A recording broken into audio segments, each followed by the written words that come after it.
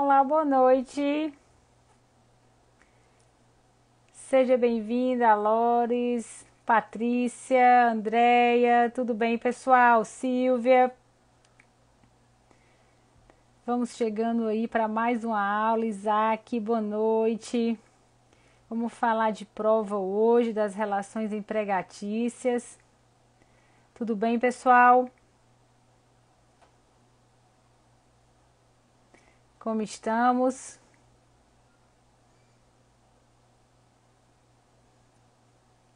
Vamos chegando, Lívia, Hudson, Matheus.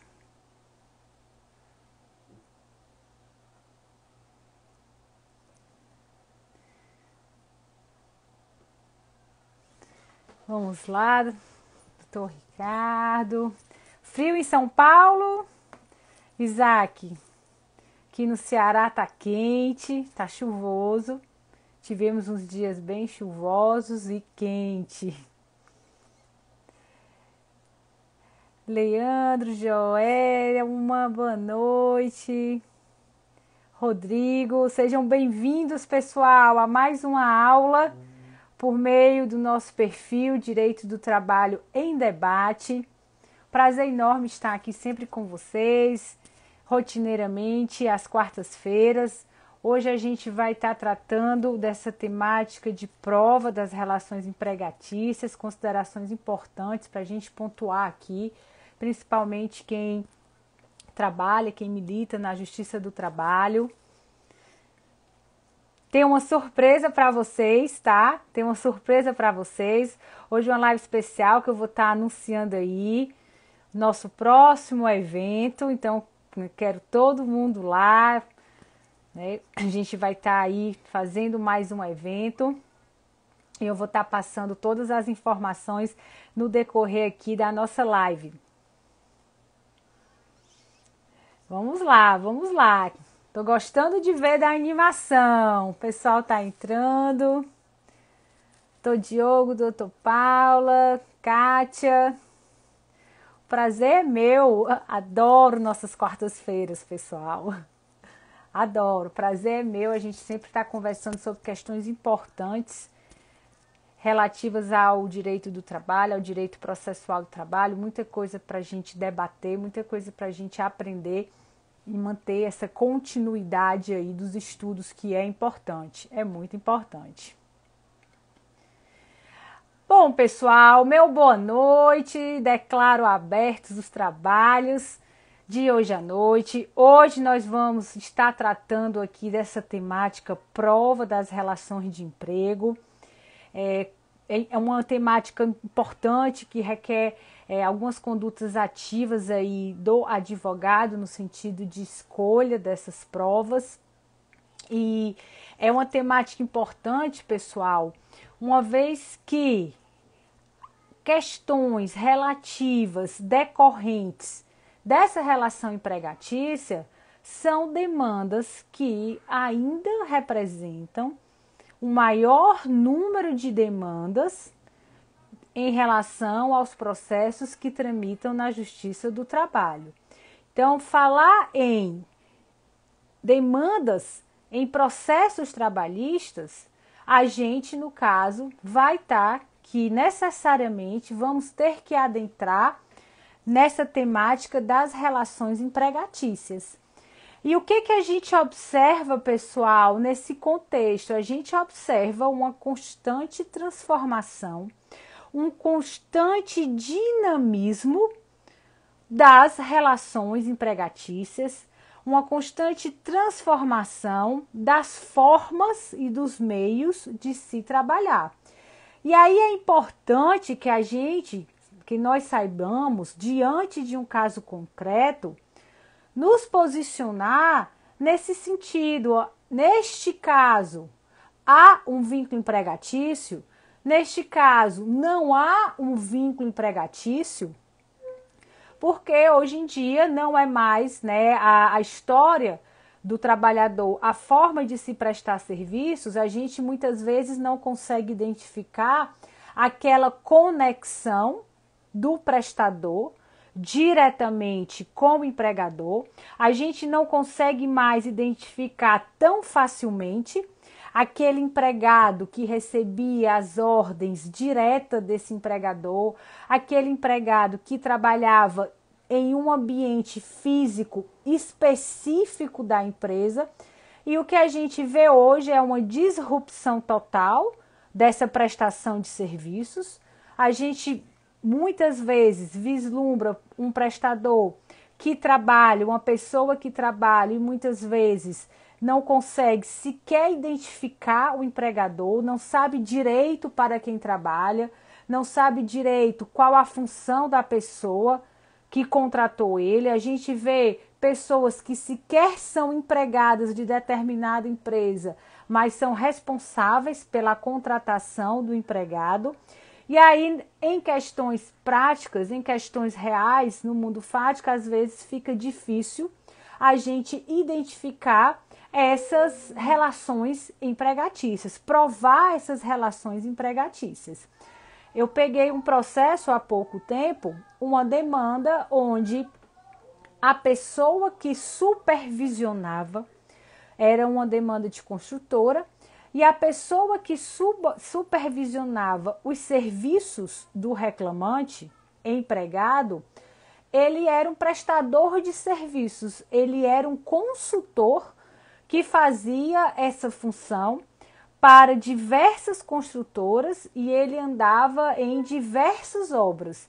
Então, a pessoa responsável na empresa pela admissão e rescisão contratual, por exemplo, nesse caso, pessoal, era um prestador de serviços.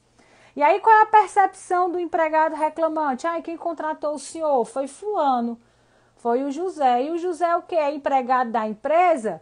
A percepção dele é empregado da empresa. Na verdade, essa pessoa que admitia e demitia não era empregado da empresa, ele era um consultor que supervisionava obras, mas nem por isso, né, deixou-se de reconhecer este vínculo empregatício. Então, pessoal, a primeira coisa que a gente tem que identificar quando a gente trata dessa relação empregatícia é verificar quando daquela narrativa fática que chega para o advogado, se você consegue identificar aqueles requisitos específicos da relação empregatícia, aqueles requisitos específicos que qualificam o empregado. E aí a nossa legislação está aí, artigo 3º da Consolidação das Leis do Trabalho. Lá há a definição do que é a figura do empregado, como é que a gente qualifica a figura desse empregado. Então, diante de um caso concreto, a primeira coisa que o advogado, a primeira conduta, a primeira pesquisa que o advogado deve fazer em relação a essas demandas que tratam do vínculo empregatício, da existência ou não de vínculo empregatício, é verificar se diante daquela narrativa ali você consegue, enquanto profissional técnico, identificar a pessoalidade, a subordinação, a onerosidade e a não eventualidade. E digo hoje para vocês que a evolução dos conceitos, da interpretação desses conceitos, que antes a gente tratava de uma subordinação clássica, de uma subordinação rígida, hoje a evolução desses conceitos, né, faz com que a gente consiga identificar essa figura do empregado, por exemplo, pelo simples fato do empregado ele estar inserido nas finalidades, né, no objeto social daquela respectiva empresa, daquele empregador. A contribuição dessa prestação de serviços coincidindo com o fim social da empresa, isso por si só, por exemplo, pode levar à conclusão da existência de um vínculo empregatício entre esse prestador e esse respectivo tomador de serviço a ser qualificado como empregado e empregador. E aí é importante, pessoal, a gente verificar em relação à prova dessas relações empregatícias, nesse primeiro momento, sem sombra de dúvidas, se há a identificação desses requisitos que qualificam a relação empregatícia. Subordinação, pessoalidade, onerosidade, não eventualidade. E num segundo plano, no plano processual, a gente tem que pensar na prova dessa relação empregatícia conforme a tese de defesa. Então, se numa demanda o advogado está postulando o reconhecimento de um vínculo empregatício e a empresa nega totalmente esse vínculo, o que é negar totalmente o vínculo? É dizer assim, essa pessoa, ela nunca trabalhou para mim, ela nunca prestou em meu benefício qualquer serviço. Isso é que é negar totalmente o vínculo de emprego. Diante dessa negativa total, a gente sabe que o ônus da prova vai recair para o reclamante e vai caber ao reclamante provar essa subordinação, provar essa não eventualidade, provar a pessoalidade, provar a onerosidade. E a gente sabe que a prova mais acessível ao reclamante empregado é a prova testemunhal. É a prova testemunhal. Então, nessas demandas onde há a negativa total desse vínculo de emprego, o reclamante ele tem que produzir uma prova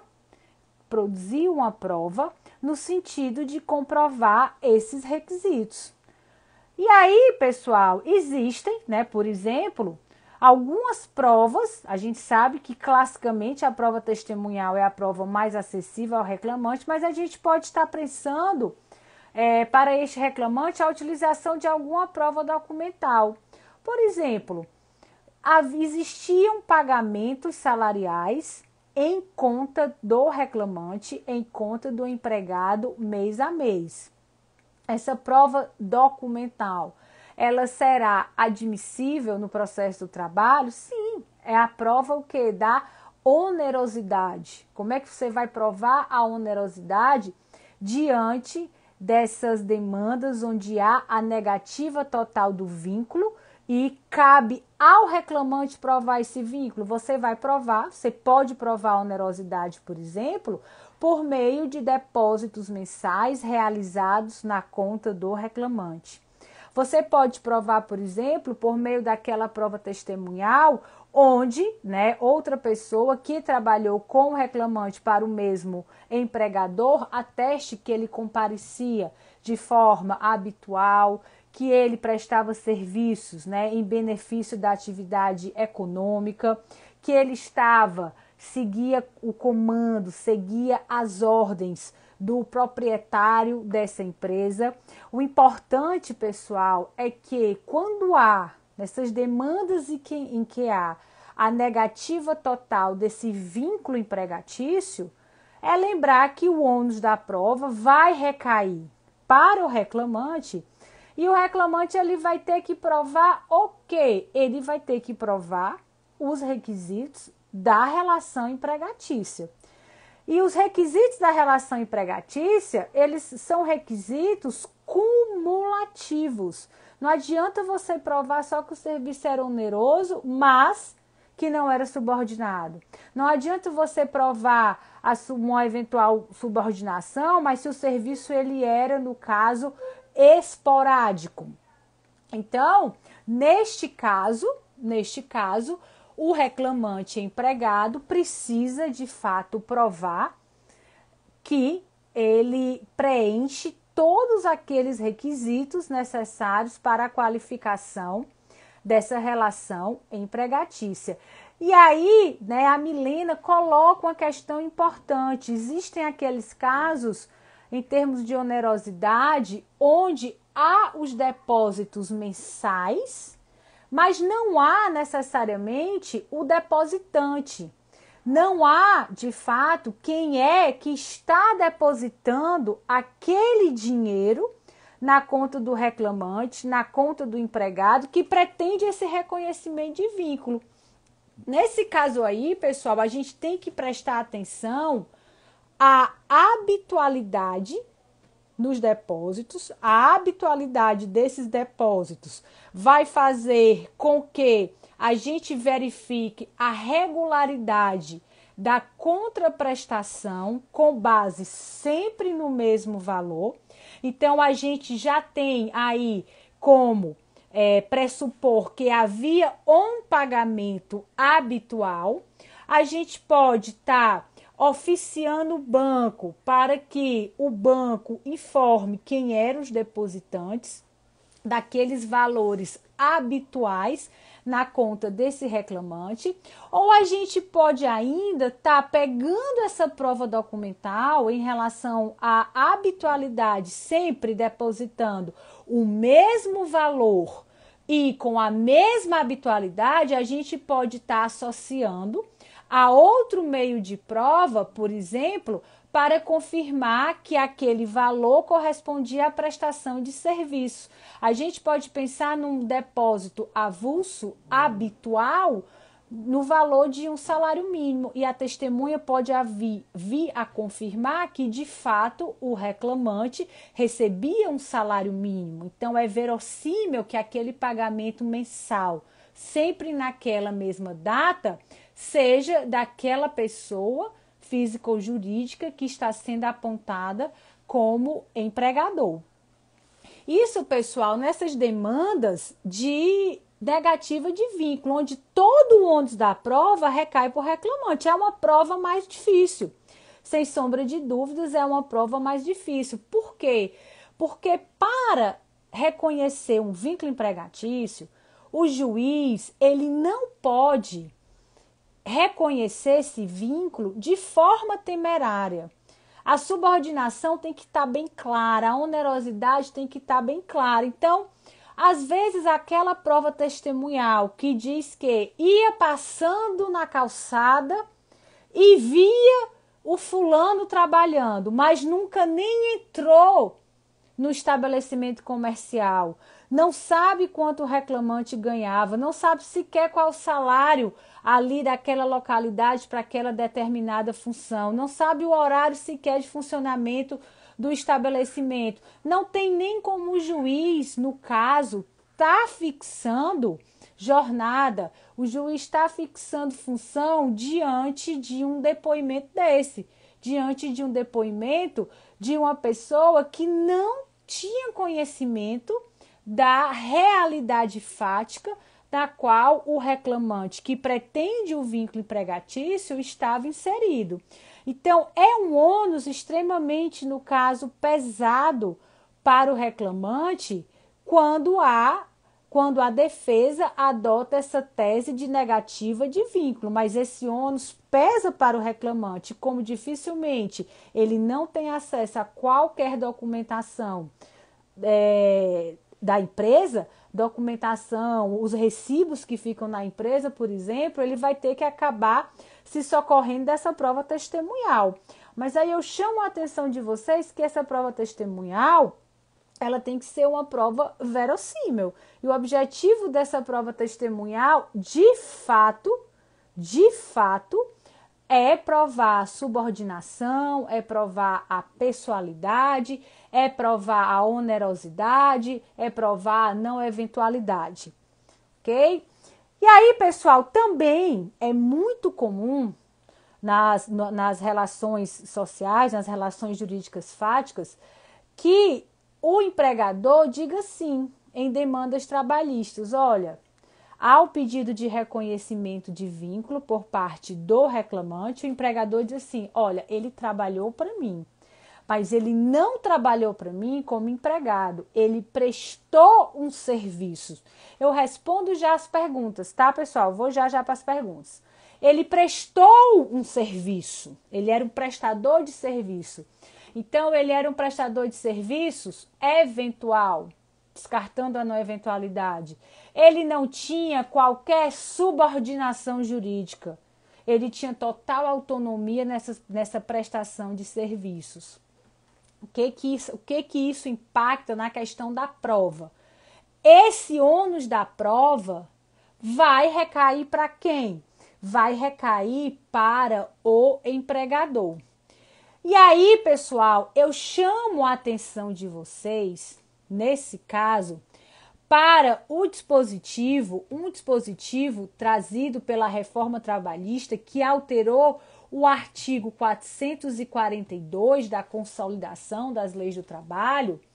E esse artigo 442B da Consolidação das Leis do Trabalho, ele vem nos dizer que a contratação do autônomo, desde que preenchidos os requisitos legais, ele não vai caracterizar o vínculo empregatício.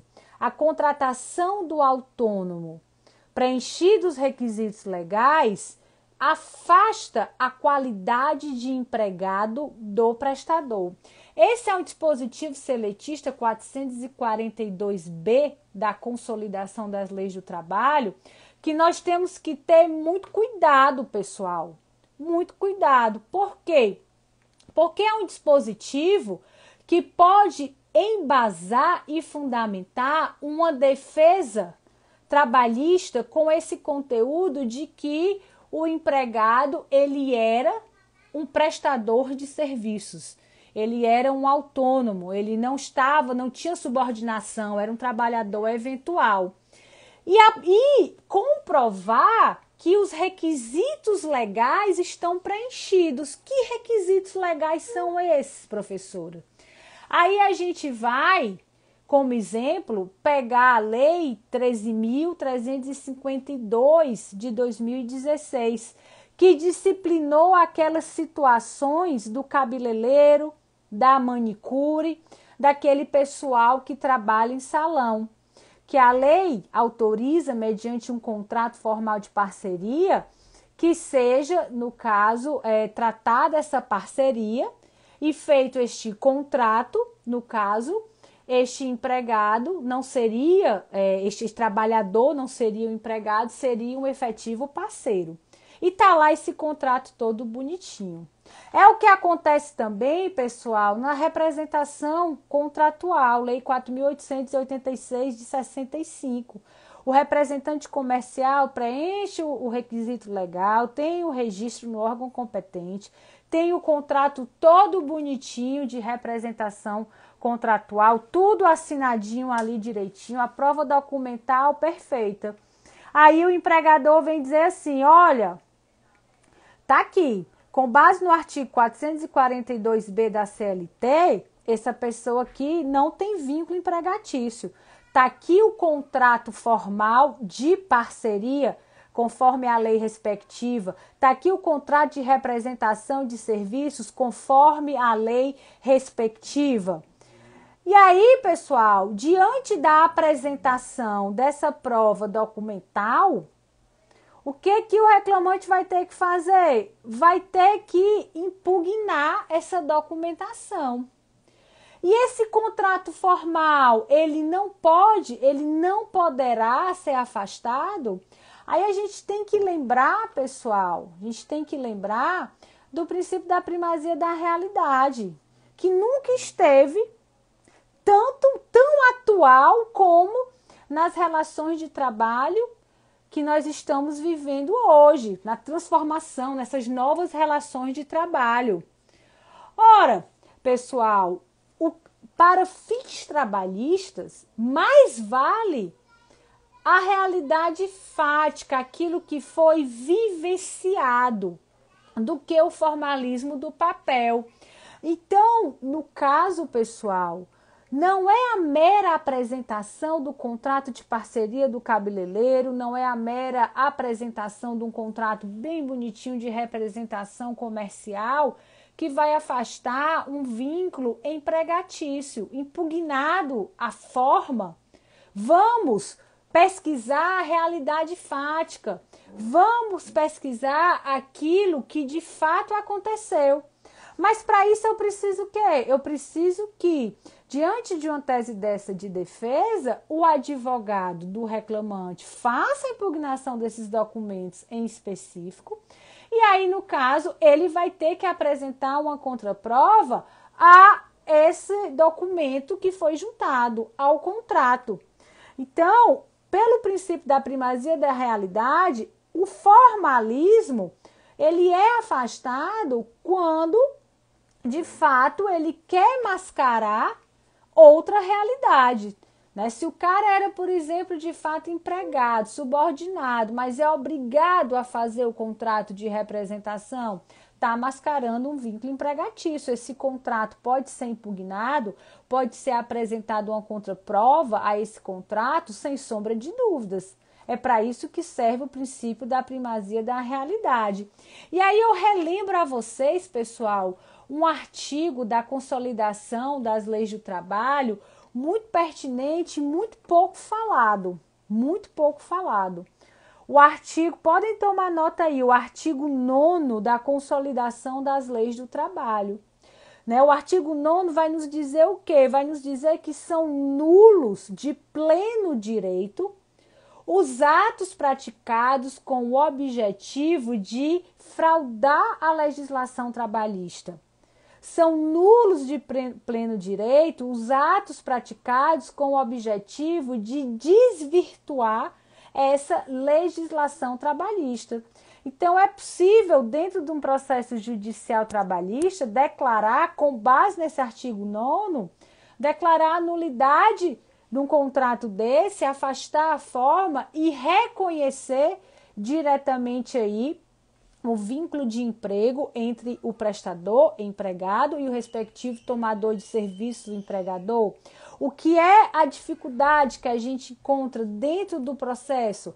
A dificuldade que a gente encontra dentro do processo é que, diante de uma prova formal dessa, o reclamante ele tem que impugnar essa documentação e produzir a prova dele para afastar essa realidade que se pretende, essa falsa realidade que se pretende reconhecer por meio daquele contrato específico. Aí a gente cai na mesma dificuldade. Ora, como é que o reclamante vai provar isso para afastar essa prova documental? Testemunha. A prova, no caso, mais, digamos, acessível ao reclamante é a prova oral, é a prova testemunhal. Claro que ele pode ter juntado ali os recibos de pagamento, claro que ele pode demonstrar que a parceria não era algo mais benéfico. Quando a gente pensa num prestador pessoa física, pessoal, a gente tem que lembrar que esses contratos de parceria, eles têm que trazer um incremento no padrão remuneratório do empregado. Por que eu vou fazer uma parceria para eu ganhar menos do que um empregado assalariado? A gente tem que pensar nisso. Parcerias são parceiros, tem que ser bom e razoável para todos.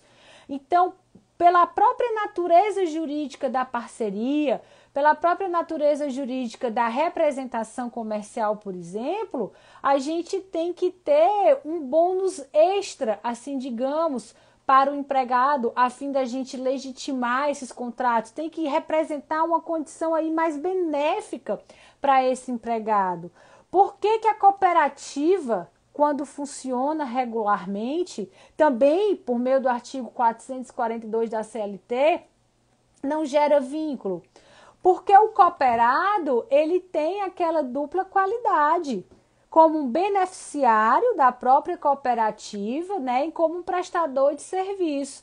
Por meio da cooperativa, o cooperado consegue alcançar um padrão de direitos bem superior que ele conseguiria caso ele tivesse ali agindo sozinho no mercado. Então, a cooperativa é um canal, possibilita a ele que ele aumente o padrão de direitos. Por isso que a cooperativa é legítima. Por isso que a cooperativa não gera vínculo. Porque ele vai oferir uma remuneração e direitos bem superiores que ele atingiria caso o empregado fosse naquela mesma função, naquela mesma circunstância. Então, por ser mais benéfico ao empregado, não gera o vínculo com essa cooperativa.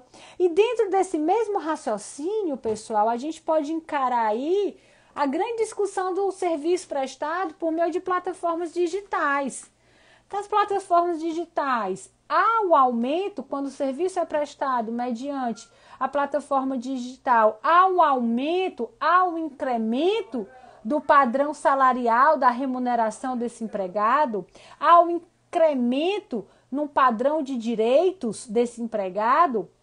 O que a gente visualiza, né, habitualmente, quando o serviço é prestado por meio dessas plataformas digitais, é o contrário, né, pessoal? A gente visualiza o que é uma precarização desses direitos, é uma diminuição desses direitos, é o trabalhador trabalhando horas e horas a fio sem conseguir atingir o padrão mínimo legal. É por isso, né, que defende-se aqueles que defendem a existência de vínculo entre o empregado e a plataforma digital, não enxerga a plataforma digital como uma empresa de tecnologia apta a fomentar o empreendedorismo. Não! Enxerga a plataforma como uma prestadora de serviços. E a pessoa física está ali contratada pela plataforma para prestar esses serviços. Ok? Bom, então o que é que nós temos? Tá? Até então, aí eu vou para as perguntas. Nós temos que a prova da relação empregatícia sempre vai estar vinculada aos requisitos dessa relação empregatícia: subordinação, não eventualidade, pessoalidade, onerosidade. Nós temos que, quando no processo judicial postulado esse vínculo empregatício e esse vínculo é negado totalmente pelo empregador, no sentido de dizer que aquele empregado nunca trabalhou para ele, o ônus da prova recai para o reclamante e aí ele deve apresentar sua prova, deve produzir sua prova desses requisitos da relação empregatícia, todos eles de forma cumulativa. Ele pode estar se utilizando da prova testemunhal, mas ele pode estar se utilizando eventualmente, se tiver também, de qualquer outro meio de prova. Nós temos que, quando o empregador admite a prestação dos serviços, porém não a título de empregado, porém ao título de autônomo, ele deve apresentar, com base no artigo 442b da CLT, o preenchimento dos requisitos formais e aí, diante de uma legislação específica, o contrato formal. Nos exemplos citados, como é o caso, o representante comercial, contrato de parceria com o cabeleireiro. E caso, né, o reclamante discorde e postule esse vínculo, como está postulando na demanda, ele tem que impugnar expressamente esses contratos, essa documentação, e aí é ele que vai ter que produzir a prova inerente, né, aos requisitos dessa relação empregatícia. Tá? E aí eu vou responder aqui algumas perguntas e aí eu vou tratar da questão quando o próprio empregador admite o vínculo. O Breno está comentando, o Breno é meu aluno do treinamento. Conseguimos uma prova quando o reclamante enviou uma mensagem para o ex-patrão cobrando pelo menos os documentos da demissão e o pagamento do salário daquele último mês, e a resposta foi que não tinha condições. Hoje em dia, pessoal, essa troca de mensagens pelo WhatsApp está servindo como meio de prova. É muito comum, ajuntado em processo judicial trabalhista, a troca de mensagens, e muitas vezes nessa troca de mensagem, sendo a transcrição fidedigna, né, a conversa completa, a gente consegue concluir aí pela existência do vínculo empregatício. Em que pese, pessoal, o STJ recentemente, porém em processo criminal, né, não ter validado essa prova, essas conversas de WhatsApp, mas era outra circunstância, era no processo criminal, né, era referente a direito penal, e aí o STJ não admitiu essas conversas extraídas dessas redes sociais do aplicativo para fazer aí como meio de prova no processo penal.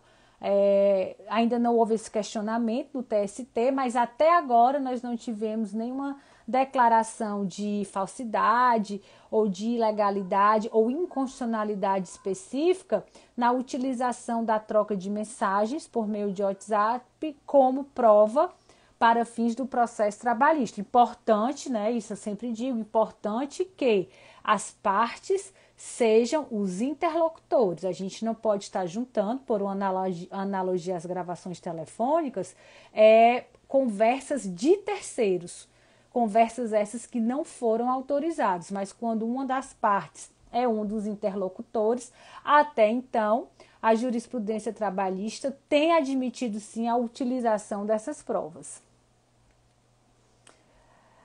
O Alex está perguntando como provar o requisito da onerosidade se não tem recibo ou documento que comprove. Prova testemunhal. Prova testemunhal é uma saída. Só, Alex, é aquela história. A testemunha vai ter que ter conhecimento dos fatos. E qual é a melhor testemunha? Nessas demandas que versam sobre reconhecimento de vínculo empregatício. A testemunha boa é aquela testemunha que vivenciou os fatos, é aquela testemunha que trabalhou no mesmo estabelecimento, de preferência trabalhou na mesma época do reclamante, autor, do empregado. Essa testemunha é capaz, se ela tiver conhecimento, ela poderá ser capaz de comprovar o valor salarial.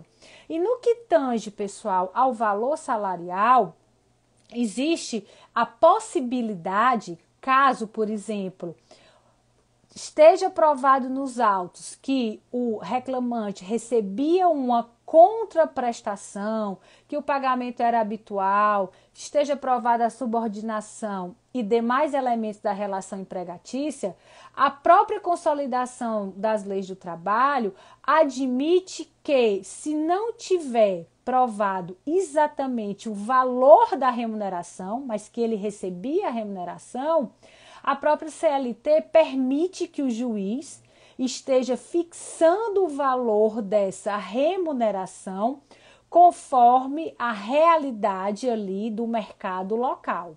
Então, provado que existia um pagamento, mas não se conseguindo chegar ao valor desse pagamento, o juiz, em sentença, com base no dispositivo seletista, ele pode estar fixando o valor dessa remuneração com base naquele mercado local, com base ali naquela realidade econômica referente à localidade onde o empregado trabalhava. A Kátia está colocando aqui também que existe fraude com cooperativa. É muito comum, Kátia, a fraude, ser atestado uma fraude nessa relação cooperada, justamente quando a gente não verifica essa condição da dupla qualidade aí do cooperado. A gente vê que a cooperativa não prestava nenhum benefício para o cooperado, que não tinha fundo, que na verdade ele não recebia uma remuneração diferenciada, não tinha um aumento no padrão desses direitos do cooperado, e a gente via que a cooperativa, né, a gente consegue atestar que a cooperativa, no lugar de estar melhorando a condição daquele prestador, daquele trabalhador, está fazendo ao contrário, né? Está fazendo a precarização dos direitos desse trabalhador. Pode ser declarada a nulidade da contratação como cooperado? Sim, pode ser. Mas só que o reconhecimento de vínculo, nesse caso, não é com a cooperativa. Nesse caso, declarada a nulidade dessa condição de cooperado, o vínculo ele há de ser reconhecido com o tomador dos serviços, que era para quem, de fato, o falso cooperado trabalhava e era para com quem este falso cooperado tinha a subordinação, já que trabalhava diariamente para o mesmo tomador, já que estava submetido, né, às ordens desse tomador em específico. Então, o vínculo de emprego há de ser reconhecido com o tomador dos respectivos serviços. E lembra muito essa questão do cooperado com a terceirização, da possibilidade de reconhecimento de vínculo com o tomador, quando há essa subordinação, volta toda essa discussão em relação à terceirização também, pessoal. Aqui a Milena está perguntando que no caso, né, da pessoa ser uma pessoa jurídica, a empresa fez o contrato, diz que no contrato ele vai atuar presencial, gera vínculo. Milena, como eu disse, no direito do trabalho vige o princípio da primazia da realidade sobre a forma. Então, ainda que haja um contrato formalizado com a pessoa jurídica, se ficar provada a subordinação, a não eventualidade, a onerosidade e a pessoalidade, esse contrato ele pode ser declarado nulo e pode haver o reconhecimento do vínculo direto com o respectivo empregador, com a respectiva pessoa que contratou por meio da pessoa jurídica, com todas as consequências legais. Deixa eu ver aqui. A Helena está perguntando, caso não haja o contrato do cabeleireiro, gera vínculo? A lei dispõe, a lei fala em um contrato de parceria. Caso não haja, o contrato de parceria, não tenha sido formalizado esse contrato de parceria, nem mesmo verbalmente, aí já há um forte indício de que a relação, ela é uma relação empregatícia. O que vai descaracterizar a parceria é a questão da subordinação. Numa parceria, o cabeleireiro tem autonomia, ele mesmo marca os clientes, ele pode bloquear a agenda um dia, ele ganha por produção e um percentual alto que ele não ganharia caso o empregado fosse. Então, se não há provas de fato de nenhum contrato de parceria, já há aí uma presunção, que a prestação de serviços ela é regulamentada da forma ordinária. E qual é a forma ordinária? A forma ordinária é a relação empregatícia. Mas tudo isso, pessoal, tudo isso vai depender da tese de defesa. A tese de defesa não vai levantar a existência de uma parceria, penso eu, se de fato ela não tem meios de comprovar essa parceria, não tem nenhum contrato formal ou não tem nenhuma testemunha que possa, no caso, atestar esse contrato de parceria. O ideal é que nas relações jurídicas, caso seja de fato uma parceria, que haja o contrato formal, porque a prova fica mais fácil. Apesar de poder ser desconstituída, ela fica mais fácil. E isso é muito comum, pessoal, no interior. No interior, do meio rural, é muito comum essa questão da parceria. O proprietário da terra, dá ali a concessão do uso daquela terra para a criação de animais, para a plantação, onde o próprio empregado, o próprio parceiro, ele usufruindo dessa terra, ele pode vender a produção dele, tira a sorte, a gente chama aqui tira a sorte no nascimento aí dos animais, e aí com isso vai formando o próprio rebanho dele. Só que muitas vezes não tem nada disso, obviamente, por escrito, essa parceria rural, não tem nada no caso concretizado, e aí a prova dessa parceria efetivamente cai para a nossa prova mais ordinária aí, no sentido de ser a prova mais acessível, que é a questão das testemunhas. E aí você tem que investigar. Entrou com quantas cabeças de gado, saiu com quantas cabeças de gado, o proprietário residia na fazenda, não residia, ia lá quantas vezes por mês, a quem cabia comprar a ração dos animais, a quem cabia adquirir as respectivas sementes. Isso acontece muito, essa parceria a gente consegue caracterizar muito nesse meio rural. O Isaac está perguntando, o fato do MEI, não fornecer nota fiscal para o estabelecimento que presta serviço, pode ser uma das provas da caracterização do vínculo empregatício? O microempreendedor individual, Isaac, a prestação é por uma pessoa física. Ele é constituído juridicamente como pessoa jurídica, mas a gente sabe que a característica desse microempreendedor, o patrimônio da pessoa jurídica se confunde muito com a própria pessoa. Se confunde com o da pessoa física. Então, no caso do MEI, a gente consegue facilmente atestar essa prestação de serviços por meio da pessoa física. O fato dele não entregar a nota fiscal, não fornecer a nota fiscal, onde há, inclusive, a comprovação do recolhimento dos tributos relativos a essa prestação de serviço, pode servir de um indício para descaracterizar, por exemplo, esse contrato civil. Sem sombra de dúvidas, quando um MEI é de fato um prestador, ele expede as respectivas notas fiscais, ele recolhe os tributos como MEI, ele pode ter inclusive empregados. Então, se ele não cumpre com essas obrigações legais para a pessoa jurídica, sem sombra de dúvida, isso funciona como um indício de que não era simplesmente ali um contrato civil que existia. Gera uma dúvida, gera um indício de que não funcionava a pessoa jurídica como de fato deveria funcionar.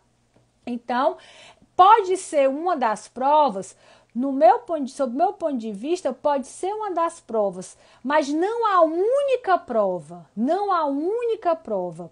Ele mais serve como um indício de que existiu uma relação empregatícia do que uma prova em si. Eu preciso de outras provas, eu preciso valorar todo o conjunto probatório para concluir pela existência dessa relação empregatícia. Por que é um indício?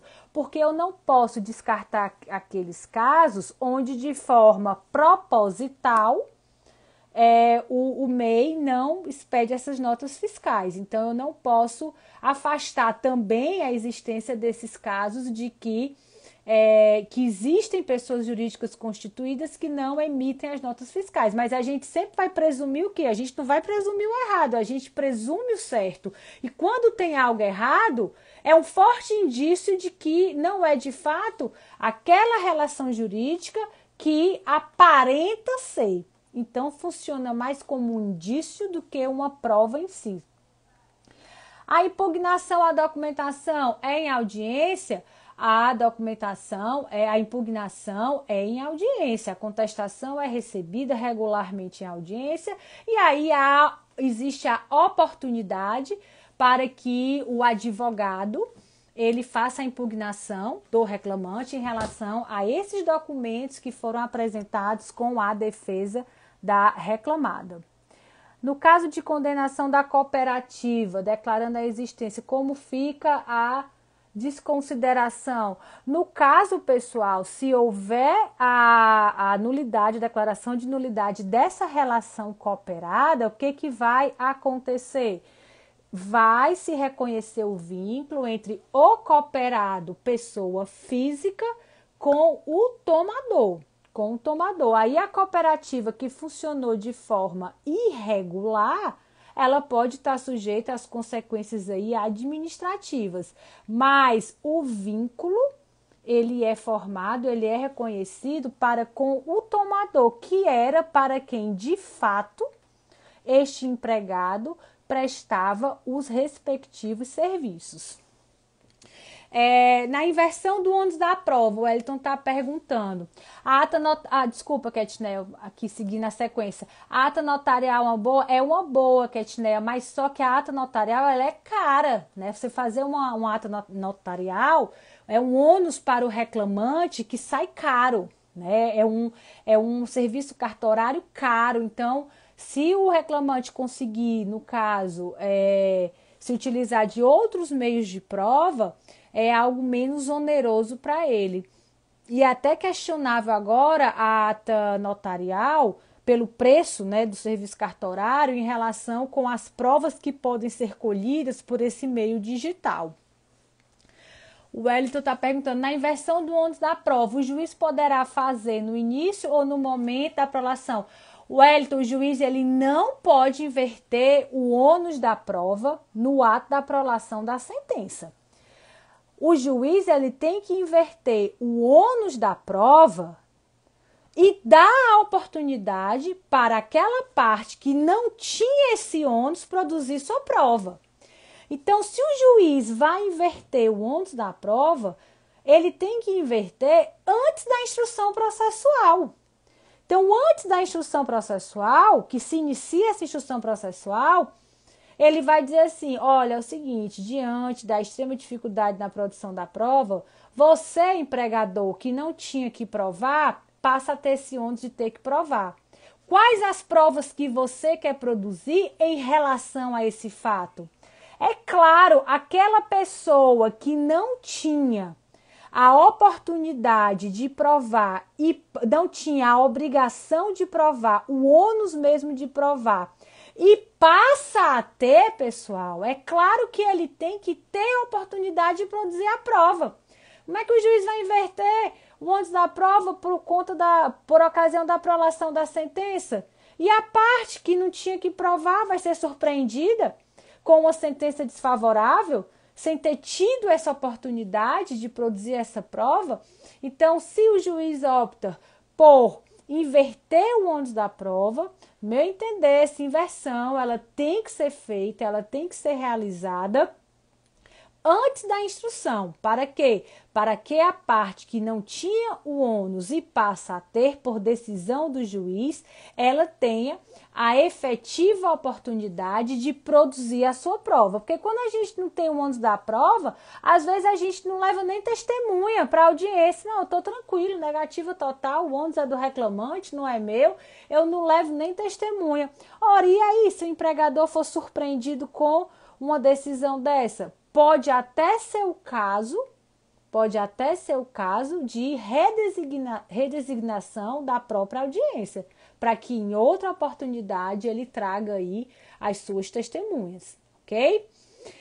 Bom, pessoal, quando a gente fala de relação empregatícia, a gente tem sempre que ter esse olhar e sempre estar estudando esses requisitos, em especial diante dessas novas formas de trabalhar. Então, a gente tem que estar sempre analisando a subordinação, a não eventualidade, diante dessa dinâmica do teletrabalho, diante da dinâmica desse trabalho externo.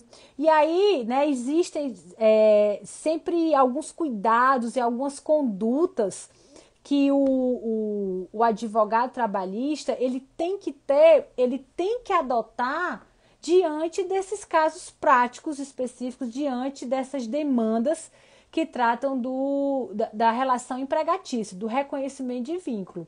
Em especial, pessoal, a gente tem que fazer uma análise não só dos requisitos que qualificam a relação empregatícia, mas das cláusulas contratuais em si. Qual é o tronco dessas cláusulas contratuais? Remuneração, função, jornada de trabalho, local de trabalho, pode alterar, salário pode aumentar, pode diminuir, quando é que pode, quando é que não pode, jornada pode aumentar, pode diminuir, quando é que pode, como é essa dinâmica da compensação de jornada, rescisão, quais são os limites para aplicação de uma justa causa, até onde o empregador ele pode ir na fiscalização da prestação dos serviços desse empregado, ainda mais com a vigência da Lei Geral de Proteção de Dados.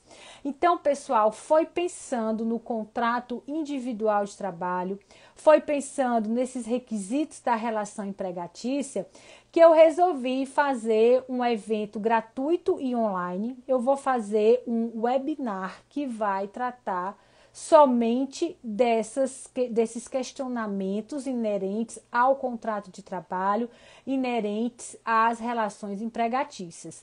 Vai ser um webinar, pessoal, de prática trabalhista. A gente vai estar tratando de direito individual do trabalho. A gente vai focar nos requisitos da relação empregatícia diante dessas novas formas de trabalho, e a gente vai tratar das condutas práticas que o advogado trabalhista deve ter na análise desses casos práticos. Sempre os nossos eventos voltados aí para a prática trabalhista.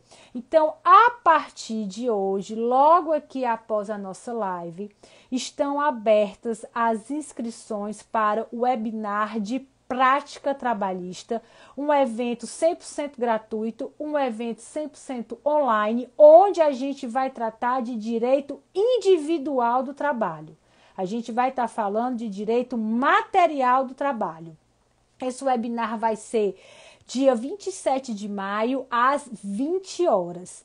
E aí, pessoal, já vou entrar nessa temática do direito material do trabalho, das relações empregatícias, das principais cláusulas contratuais, como identificar os limites, o que pode e o que não pode. Já vou entrar nessa temática fazendo aí um ciclo de lives de aquecimento a partir de sábado. Então, sábado a gente vai continuar nesse tema, a gente vai dar continuidade aos nossos estudos dentro dessa temática de direito material do trabalho, relações empregatícias e contratos individuais de trabalho, com foco nesses novos desafios trazidos pela tecnologia.